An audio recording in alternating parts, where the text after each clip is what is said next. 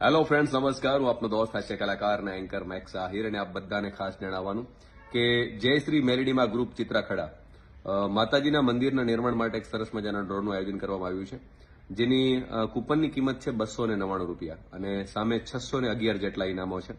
પહેલું ઇનામ છે થાર ગાડી માટે ₹7,51,000, ત્યારબાદ mini tractor, bullet, bike, electric scooty, આવા કુલ 611 ઇનામો રાખેલા છે.